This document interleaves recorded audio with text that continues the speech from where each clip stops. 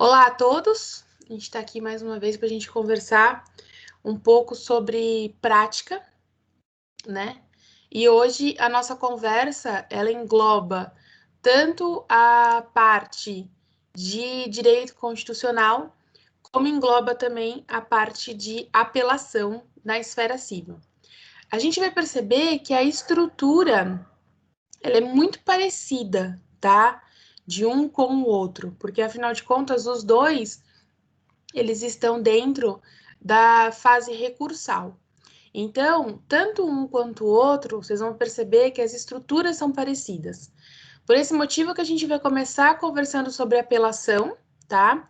Tendo em vista que a apelação, ela é o panorama geral para qualquer tipo de recurso.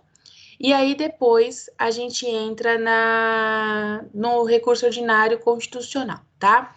Então eu vou compartilhar aqui com vocês o material. Vamos começar pela apelação, então. Só colocar aqui do início. Vamos lá. Quando a gente fala de apelação na esfera civil, a apelação, ela é o primeiro recurso que a gente tem, tá?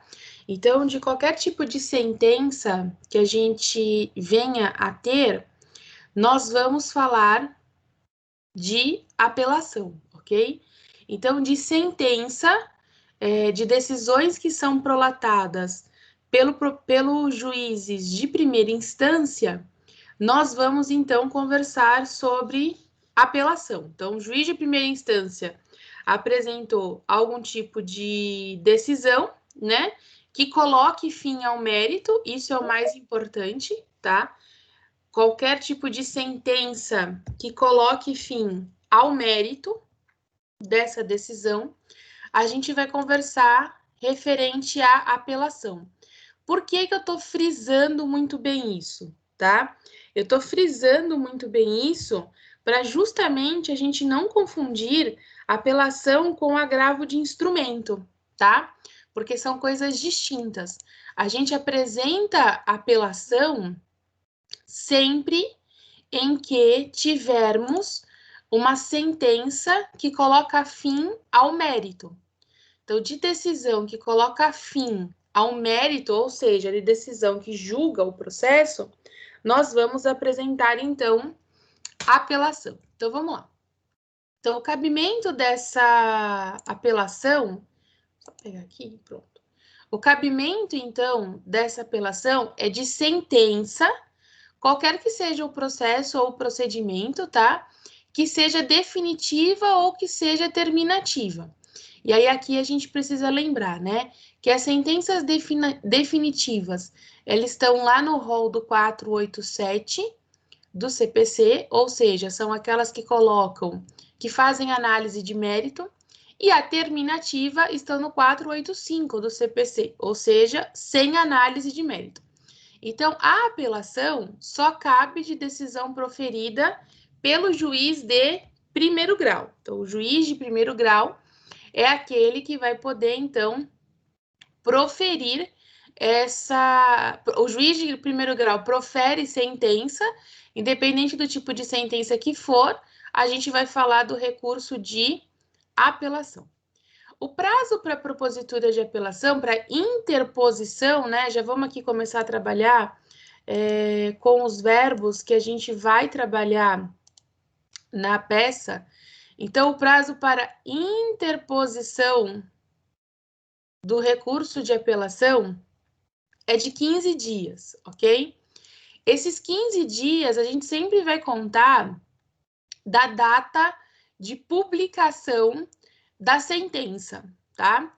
Então, publicou a sentença hoje, primeiro dia útil subsequente, que vai ser amanhã.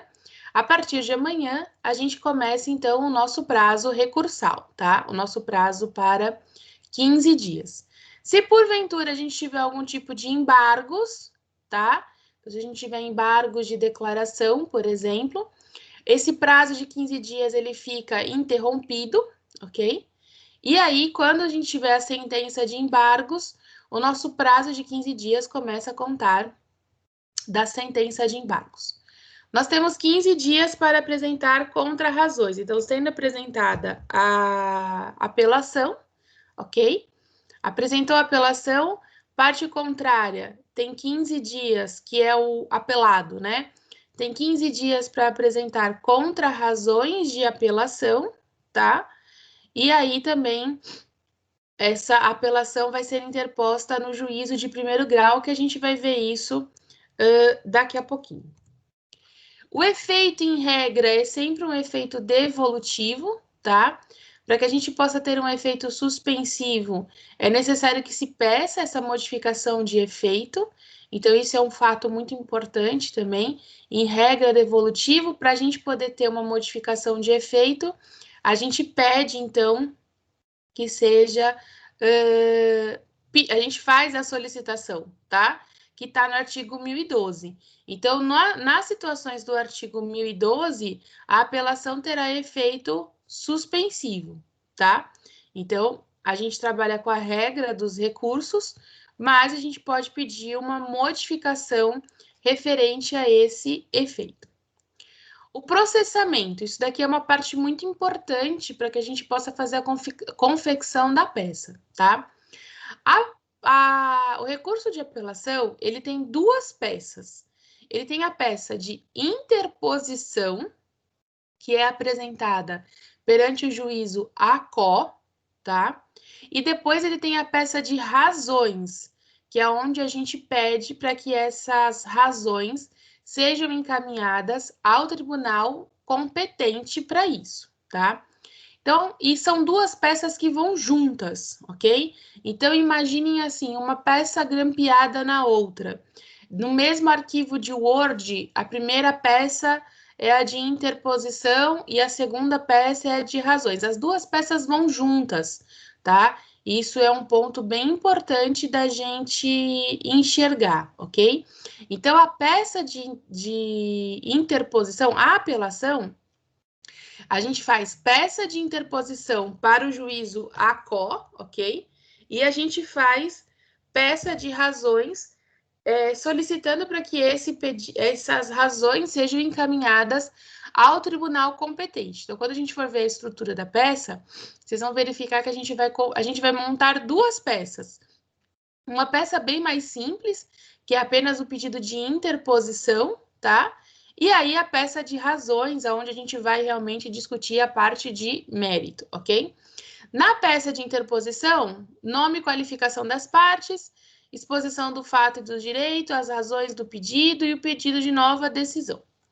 Nós podemos ter apelação adesiva, né? Ou contra-razões de apelação. Contra-razões de apelação segue a mesma estrutura da apelação, tá? Também tem peça de interposição, com pedido de análise das contra-razões, tá? E, posteriormente, razões das contra-razões, tá? Então, também vai ter essas duas peças. E a apelação adesiva, que a gente já conversou com ela durante o semestre passado, ou retrasado, me falhou agora. Na apelação adesiva, é quando a gente tem, então, a apelação, tá? E aí, por algum motivo, a parte contrária resolve apresentar apelação agora. Então, às vezes já teve uma perda de prazo, ou na verdade não tinha interesse de uma apelação, só iria apresentar apelação se a parte contrária apresentasse apelação também, tá? Então, nessa situação, a gente fala de apelação adesiva, e a apelação adesiva, ela tem a mesma estrutura de apelação, tá? A única coisa que a gente muda é que a gente coloca o nome apelação adesiva. É a única coisa que vai fazer diferença. Não haverá juízo de admissibilidade. Então, o juízo ACO, ele não faz admissibilidade com relação a essa apelação, tá? A admissibilidade, ela é feita pelo tribunal, tá? Então, o juízo ACO, ele não vai analisar se essa apelação está no prazo ou não está no prazo, se essa apelação é deserta ou não é deserta. Isso não vai ser analisado, tá? Ele simplesmente recebe a interposição de apelação e razões de apelação, apresenta contra-razões, recebe as contra-razões de apelação e remete ao tribunal. É a única coisa que o juízo ACO faz, tá? Então, o juízo de admissibilidade, ele é feito pelo tribunal, tá? Quando chega lá no tribunal. Então, em regra, o juiz, ele não pode, com o juiz ACO, quando ele recebe a apelação, ele não pode mexer em nada na apelação, da mesma forma que ele não pode mexer na sentença, tá? Exceto algumas situações. Se essa apelação vier discutindo indeferimento de inicial, vier discutindo alguma situação de sentença que seja terminativa, ou seja, sem resolução do mérito, ou quando tiver alguma jurisprudência pacífica contra o pedido do autor, aí ele pode, então, apresentar uma reconsideração quando ele recebe essa apelação. Mas, caso contrário, ele não pode querer fazer qualquer tipo de modificação na decisão dele, tá? Então, o juiz ACO, ele apenas recebe essas razões de apelação e remete ao tribunal. Ele não faz nenhum tipo de análise com relação a isso. Como que funciona essa apelação dentro do tribunal, tá? A gente distribui essa apelação, então, no juízo ACO. O juiz ACO pede a remessa, então, ao tribunal, tá? O recurso chegando lá, ele é imediatamente entregue ao relator, tá? Que se identificar algum vício processual, ele pode fazer uma decisão monocrática para conhecer ou não conhecer com relação àquela apelação. Então, vamos pensar o seguinte, né? Ele recebe uma apelação que ela é intempestiva, ela foi proposta fora do prazo.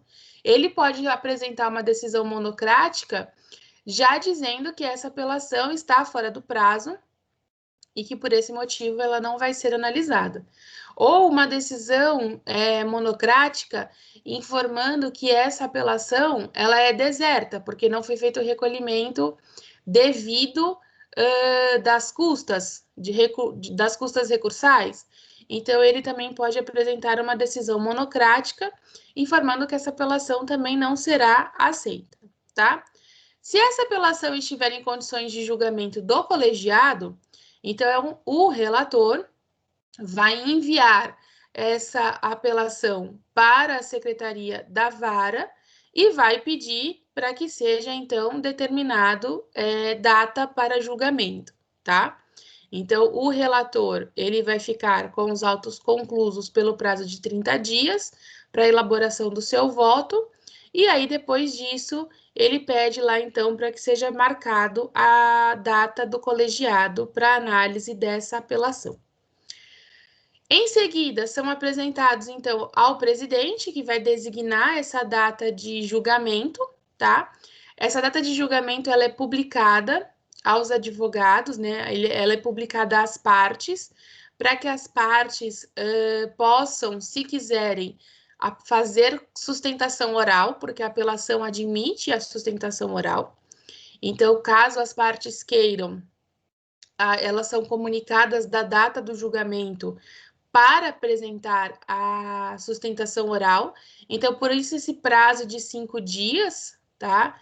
Para que dê tempo dos advogados serem, então, intimados para informarem se eles têm ou não interesse na apresentação, né, de comparecer ao tribunal para realizar a sustentação oral. Então, na apelação, ela admite essa sustentação oral, tá? A gente só não vai ter sustentação oral de agravo interno, de embargos de declaração e de algumas situações do agravo de instrumento, tá? Mas o recurso de apelação admite essa sustentação oral pelo prazo de 15 minutos, tá? Então, cada advogado tem 15 minutos para poder para sustentar oralmente as suas teses perante ao tribunal.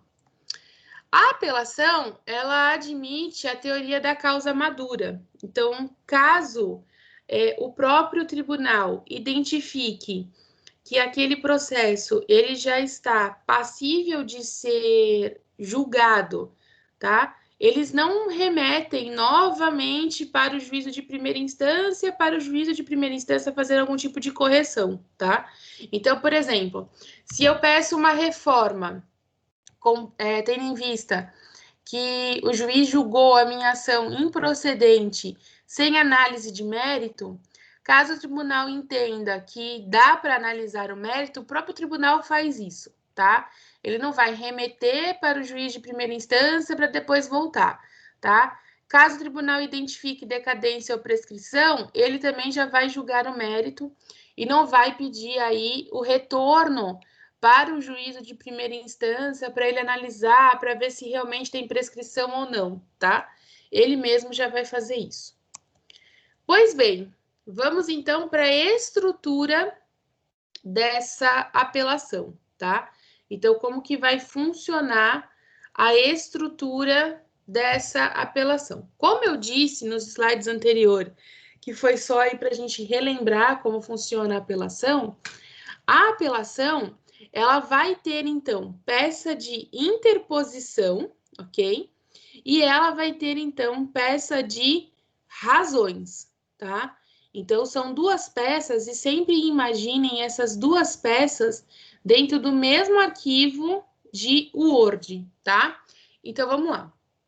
A interposição.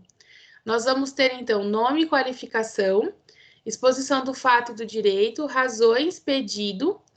Não se faz necessária a qualificação do apelante e do apelado, tá? Mas eu preciso demonstrar o inconformismo da sentença, algum tipo de vício, algum tipo de erro que tenha dentro da sentença, tá? E preciso deixar expresso qual que é o meu pedido para o juízo ad quem. Se eu quero que essa decisão seja reformada, total ou parcialmente, ou se eu quero que essa decisão seja anulada, tá? Então, a gente precisa entender qual que é a diferença entre pedido de reforma e pedido de anulação. A gente sempre pede pedido de reforma da sentença quando a gente tem algum inconformismo com relação a essa sentença, né?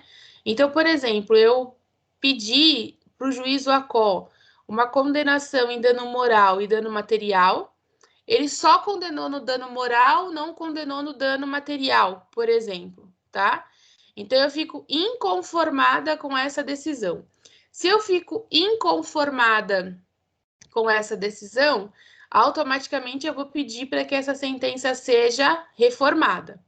Se eu identifico alguma falha processual, então, por exemplo, eu identifico que o juiz não autorizou que fosse feita a produção de provas, então é uma falha processual. Dessa forma, eu peço para que a sentença seja anulada, tá? Então, a gente precisa aí saber identificar quando que a gente vai pedir a reforma da sentença e quando que a gente vai pedir a anulação da sentença, que são duas coisas distintas, tá? Só para deixar bem frisado, a reforma a gente pede quando a gente tem a inconformada com a decisão de primeiro grau e a anulação a gente pede quando se enxerga algum tipo de falha processual. Tem de comprovar o recolhimento do respectivo preparo, tá? Ou informar que houve concessão de justiça gratuita. Então, precisa verificar no problema que a gente está trabalhando se foi feito o recolhimento de custas, então informe que você está recolhendo o preparo. Se não foi feito o recolhimento, se foi concedida a justiça gratuita, dessa forma, a gente pede, então, informa, né, que não está recolhendo as custas, tendo em vista a concessão da justiça gratuita, tá? A interposição, ela é feita, então, no mesmo momento, protocolo de interposição e protocolo de razões, tá? Então, tem de ser feito os dois juntos, não pode ser feito separado, ok? Vamos, então, para a estrutura dessa peça, tá? Aqui, a gente vai estruturar uma peça de interposição, ok? Então, na peça de interposição, vejam que é uma peça bem tranquila de ser feita. A gente vai colocar, então, o endereçamento para o juízo ACO, sempre, tá? Então, é o juízo que prolatou a sentença. O número de processo é sempre o número da vara de origem. Então, se o problema não traz número de processo, a gente vai trabalhar com o X, tá? Apelante é aquele que propõe a apelação. Apelado é aquele que sofre a apelação, tá? O apelante, então, que ele está devidamente qualificado nos autos. Uma observação importante que a gente não pode esquecer é o move em face de ou que lhe move, tá? Esse ponto aqui para nós é importante. Quando que a gente sabe essa diferença, tá? Quando o apelante ele foi réu no processo de origem, tá? Então, a gente vai apresentar o que lhe move, porque ele é réu lá e ele vai recorrer dessa decisão. Então, ele era réu, se torna apelante, tá? Então, a ação está sendo movida em face dele, ok? Agora, quando ele é autor lá e se torna apelante aqui, move em face de. Então, tem que tomar muito cuidado com essas nomenclaturas, tá? Toma cuidado com isso. Se o réu vai apresentar apelação, ele é apelante e lhe move o nome do autor, tá? Se o apelante é autor, move em face de, e aí o nome do réu. Quem propõe a apelação, quem interpõe a apelação é apelante, quem sofre a apelação é o apelado, tá? Outro ponto que a gente precisa sempre lembrar na apelação é que a gente vai interpor recurso de apelação, ok? E a gente sempre vai pedir para que as razões que estão em anexo sejam encaminhadas ao Tribunal de Justiça. E aí a gente precisa ver se a gente está falando de São Paulo, o Tribunal de Justiça competente também é o Tribunal de São Paulo, ok? Na peça de interposição, ao término aqui desse preâmbulo, você pode colocar um parágrafo para comentar do recolhimento de custas ou da justiça gratuita, tá? Então, aqui você pode colocar um parágrafo informando que você não fez o recolhimento das custas, tendo em vista que o apelante é beneficiário da justiça gratuita. Ou você pode colocar que você fez o recolhimento das custas, tendo em vista que não existe o benefício da justiça gratuita. Então, essa informação você pode colocar aqui, tá? Termos em que pede deferimento, essa é a sua peça de interposição, tá? Não tem muito segredo. E aí, só uma coisa, não esqueça que ela é interposta, ó, no juízo ACO, tá? Então, ou seja, no juízo em que proferiu a sentença de primeira instância. Não esquecer do espaçamento, então, entre endereçamento e número de processo, a gente pula mais ou menos 5 linhas, número de processo, mais ou menos 5 linhas, e a gente começa o nosso preâmbulo. Então, não esquecer aqui, ó, do espaçamento para que fique visualmente fácil para o juiz, tá? Terminou o endereçamento, 5 linhas, número de processo. Terminou o número de processo, 5 linhas, a gente tem o preâmbulo. E aí, não esquecer, né, aqui, ó, do move em face de e do lhe move, tá? Então, tomar cuidado aqui com essas nomenclaturas. Depois disso, a gente vai para as razões recursais. Vejam que as razões recursais, elas não têm endereçamento, tá?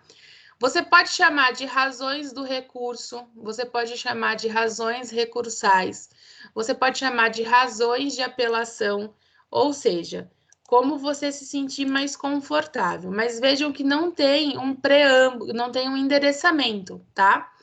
A gente começa diretamente nas razões do recurso. Apelante e apelado, os dados do processo de origem, tá? e a saudação ao tribunal, egrégio tribunal, colenda Câmara. Algumas pessoas fazem a saudação aos desembargadores, né, nobres desembargadores. Isso não é necessário, tá? Você fazendo a saudação ao tribunal e fazendo a saudação à colenda Câmara, isso já é mais do que suficiente, tá? Então, vejam que a gente terminou uma peça de interposição e a gente já começou as razões do recurso, tá? Então, as duas peças, elas são seguidas uma da outra, ok? Não tem endereçamento, você vai direto para as razões recursais. Dentro das razões recursais, o que a gente vai ter? Dentro das razões recursais, a gente vai ter, então... Só um pouquinho aqui. Dentro das razões recursais, a gente vai ter os fatos, que é um resumo do processo, tá? Então, faça um resumo dos pontos principais que foram apresentados lá no problema em que você está trabalhando, tá? Então, nas razões recursais, a gente tem, então, esse resumo do processo, né? Resumo dos fatos. Sempre termine dos fatos com, em síntese, os fatos, para que o tribunal entenda que ali você fez apenas um simples resumo do que aconteceu durante o processo, tá bom? Por quê? Porque o tribunal, na verdade, ele recebe o processo todo, tá? Mas não esqueça de colocar fatos que são principais para a análise do seu recurso. No que tange o mérito dessa apelação, são as alegações de direito, tá? Então, é aquilo que vai ensejar algum tipo de reforma ou algum tipo de anulação da sentença. Aqui, um ponto de destaque, tá? Depois dos fatos e antes do mérito, pode existir as preliminares de apelação, tá? Então, depois dos fatos, antes do mérito, pode existir as preliminares de apelação. Ela entraria aqui no meio. As preliminares de apelação é tudo aquilo que não está no rol do 1015, ou seja, tudo aquilo que não cabe agravo de instrumento, tá? Ou algum tipo de falha processual. Então, por exemplo, eu pedi lá na fase de conhecimento, lá no início do processo, eu solicitei que fosse feita oitiva de testemunhas, tá? E o juiz disse que não precisava de oitiva de testemunhas, que o processo estava maduro para julgamento e julgou. Não existe no rol do 1015, não é matéria de agravo, o cerceamento de defesa, tá? Então, o cerceamento de defesa, ele vai ser alegado em preliminar de apelação. Então, entraria aqui, ó, das preliminares, do cerceamento de defesa, o meu inconformismo pela não oitiva de testemunhas, tá? E aí o pedido da anulação da sentença, tendo em vista uma falha recursal, ok? Se não existir preliminar, a gente entra automaticamente na parte do mérito, tá? Então, alegações de direito, apresentação de doutrina e de jurisprudência que pedem a reforma ou a anulação dessa sentença. Depois das razões recursais, a gente tem da conclusão, que é o famoso do pedido, que a gente tem lá na parte da petição inicial, tá? Da conclusão, sempre peça para que a sua apelação seja conhecida, tá? E que ela seja totalmente provida, aqui no caso, para reformar a sentença, tá? Ou para que ela seja provida para anular a sentença, tá? Mas aqui, ó, sempre peça para que seja conhecida. Então, que a sua apelação seja conhecida, para que seja provida para reformar ou para que seja provida para anular, tá? E aí, aquilo que eu falei no começo. A gente pede reforma tendo em vista um inconformismo com relação ao mérito da sentença. A gente pede anulação quando existe uma falha processual. Nada impede de você pedir os dois, tá? No exemplo que eu dei do cerceamento de defesa, nada impede para que eu peça que a sentença seja anulada, porém, caso não seja esse o entendimento do tribunal, a gente pede para que essa sentença ela seja reformada, tá? Então, você pode pedir: requer que o presente recurso de apelação seja conhecido e, com relação ao julgamento, que ele seja provido para anular a sentença. Caso não seja esse o entendimento do douto tribunal, pede, então, a reforma, tá? Você pode apresentar os dois pedidos. Termos em que pede deferimento e a sua apelação ela está pronta, tá? As suas razões as suas razões de apelação e a sua interposição de apelação, ela foi apresentada, tá? Então, a gente não tem aí grandes dificuldades na confecção dessa peça, tá?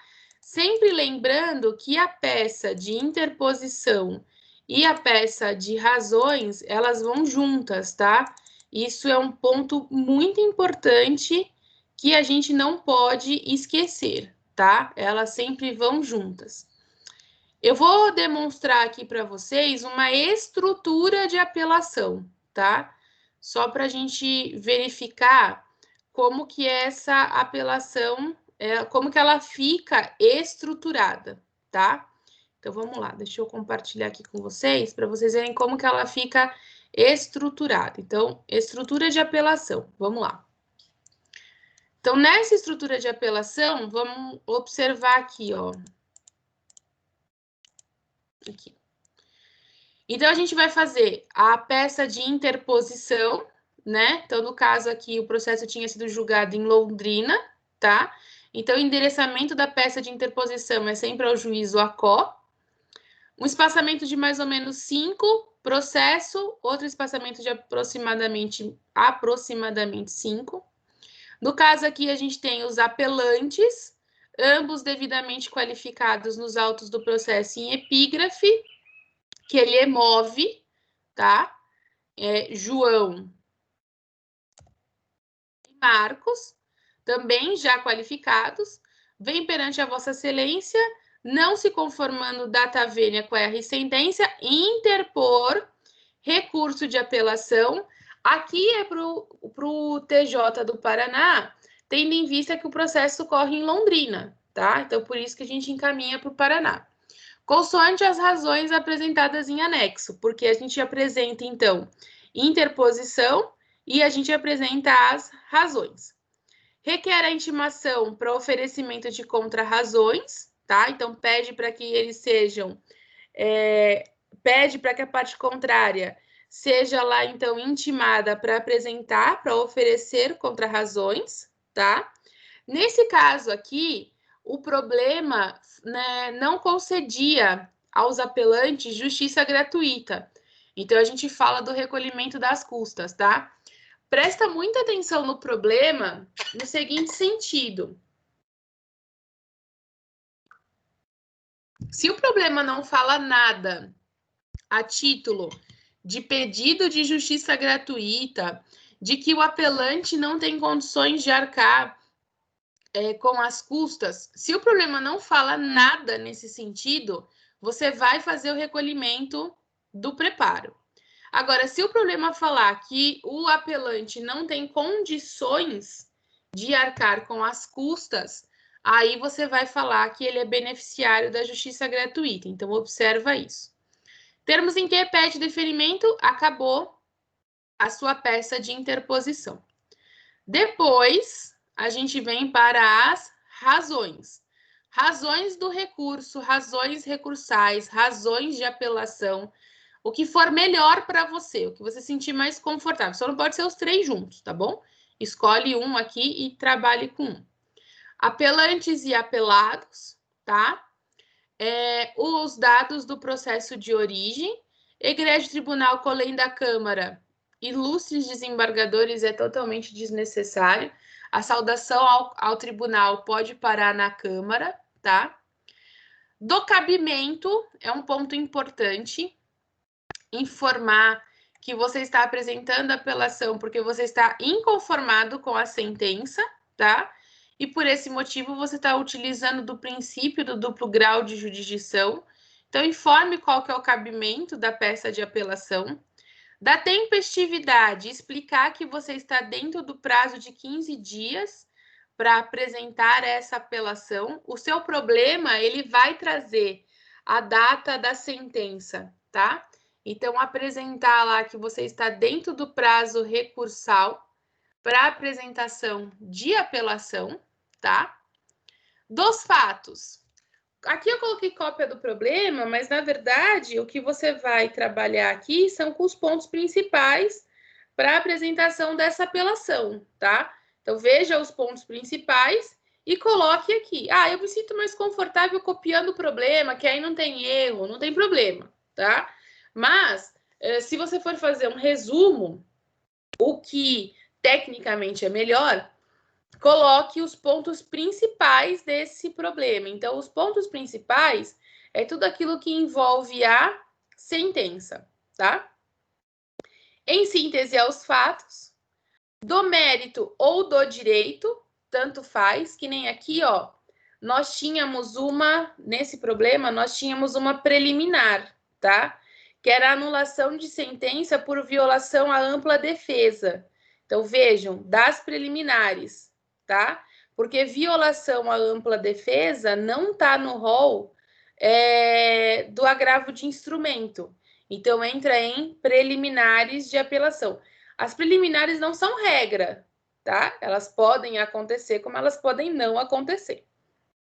Do mérito, então, por qual motivo você quer a reforma dessa sentença e a conclusão, tá? Então, informa que o seu recurso ele é cabível e ele é tempestivo, tá? Informa se você quer anulação ou a reforma dessa sentença. E aí, o pagamento dos honorários, né? Sempre peça para que a parte contrária seja condenada aos honorários. Termos em que pede deferimento. E aí você tem uma estrutura de apelação. Alguma dúvida com relação à estrutura da apelação?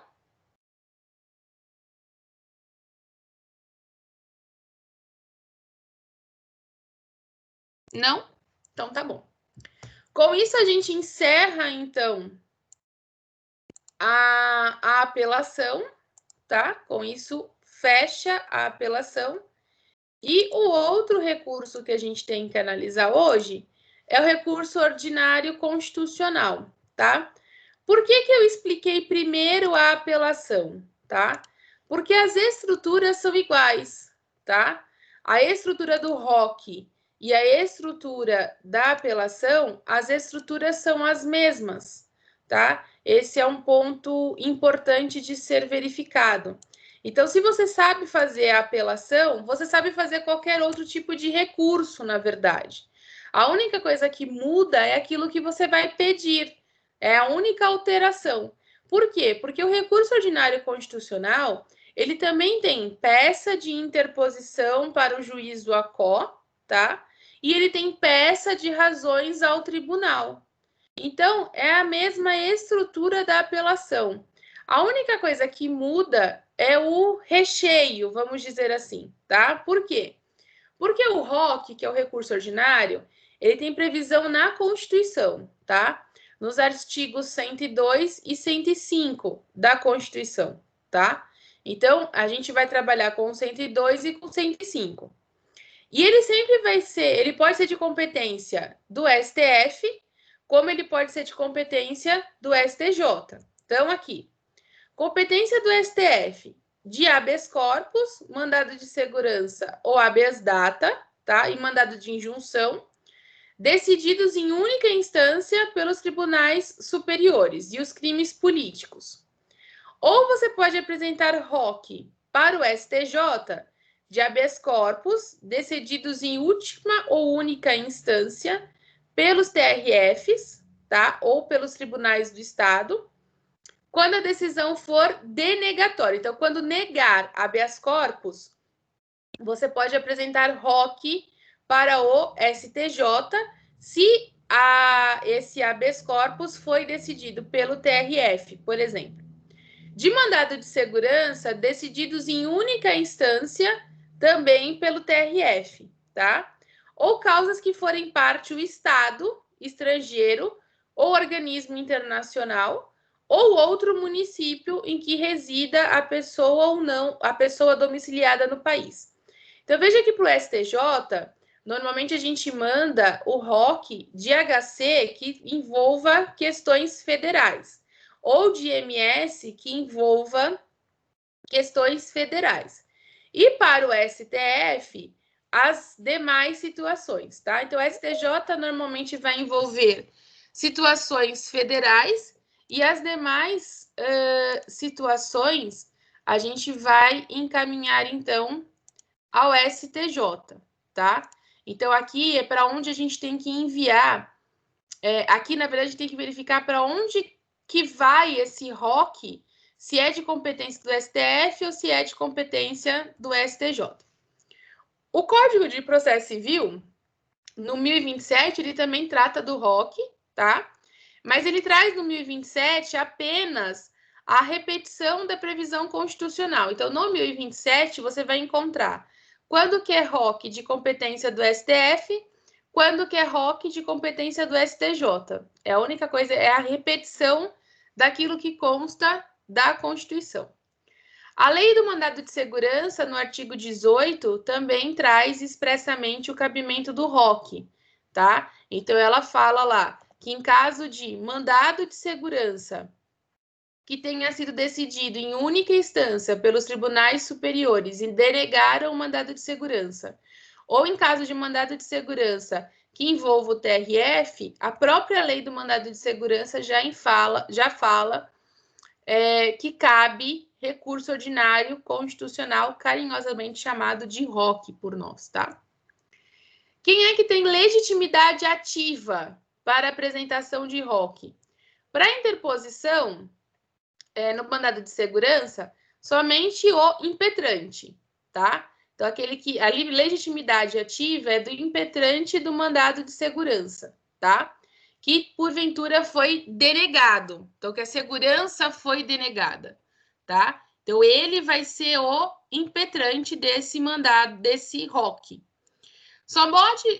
O ROC ele só pode ser oposto contra decisão colegiada do tribunal, tá? Então, decisão colegiada do tribunal. E quando for de competência do Tribunal Superior, tá? São as únicas possibilidades de apresentação do ROC. Não é cabível contra qualquer acórdão que se trata de decisão colegiada do tribunal em grau de recurso. Por quê? Porque quando é recurso, tá? Então, o tribunal julgou. E aí, do acórdão, você não concorda com o acórdão, não é ROC, tá? É recurso especial ou recurso extraordinário. Toma cuidado com isso. A gente apresenta ROC quando é denegado HC, mandado de segurança, habeas data, mandado de injunção. Agora, quando eu apresento um recurso, por exemplo, ao STJ, e o STJ nega o meu recurso, julga improcedente o meu recurso, não é ROC, tá? A gente vai estar trabalhando com recurso especial ou com recurso ordinário, então toma cuidado com isso. Duas petições, tá? Uma para o tribunal de origem, peça de interposição, tá? E a outra peça de razões recursais, tá? Então, a mesma estrutura de apelação, galera. A mesma estrutura. Peça de interposição ao tribunal de origem e junto as razões recursais desse ROC. É a mesma peça de interposição, tá? Isso não muda. Então, toma cuidado com relação a isso, tá? Que a gente vai ter peça de interposição e peça de razões. Por isso que a gente conversou primeiro sobre a apelação e, posteriormente, a gente conversou sobre o ROC, tá? Por quê? Porque a mesma estrutura que você tem lá na apelação que é a peça de razões e a peça de interposição e a peça de razões, é a mesma estrutura que você vai ter no ROC, tá? No ROC, você também vai ter uma peça de interposição e uma peça de razões.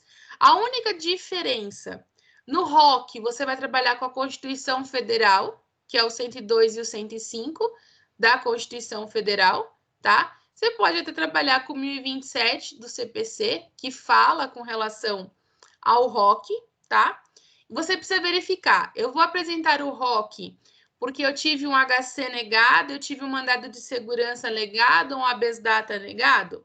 Se for, por exemplo, um mandado de segurança, a lei do mandado de segurança fala do ROC. Então, a estrutura do ROC, a estrutura da apelação é a mesma. Você vai ter que falar de cabimento, de tempestividade, você tem que trabalhar com tudo isso, tá? Só que em vez de você falar de direito civil, você vai falar da parte constitucional. É essa a diferença que a gente vai ter, mas as estruturas são iguais. Tudo bem? Alguma dúvida com relação às estruturas? Tranquilo? Então tá bom. Deixo vocês por aqui então, e a gente se encontra, na verdade, na sexta, né? Nós voltamos a nos falar, então, na sexta-feira. Beijos, até lá!